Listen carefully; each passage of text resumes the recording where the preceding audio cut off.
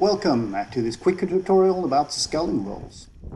First of all, if you don't have a very reliable scull, practice chest sculling. I talked about that in my tutorial for the storm roll, and that's still valid, so go back and have a look at that. So once you scull, the angle of the blade is crucial. It is much more than you think. It's at least 45 degrees, or you should practice around 45 degrees. The sweeps are slow and wide.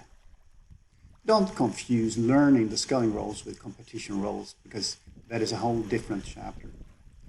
But you see here, you scull with long sweeps and you push down on the paddle with your sweeping hand. And that's how you create the momentum to go around. Of course, there's a lot of leg action. Always work with your water leg. Besides that, it doesn't really matter if you got the sweeping action down. You can do a foredeck scull, under the hull, back deck, vertical sculling. And while you look at this, push down on the paddle and have a look at the angle, how much I twist the paddle to get that climbing angle of the paddle all the time. It doesn't happen by itself. You need to practice this. So practice with your chest sculls.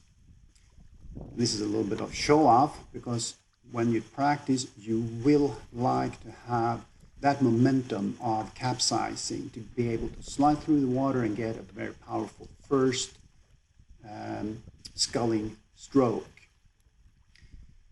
When I scull on the back deck, it's harder to lean forward and get close to the foredeck, so I use an extended paddle almost all the time here.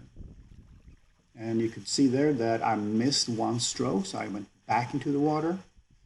I could correct it, so I could continue that roll. The vertical sculling roll is just basically getting a grip of the water. You don't scull yourself up, you just use your paddle as kind of a counter to turn your kayak. Now, best of luck.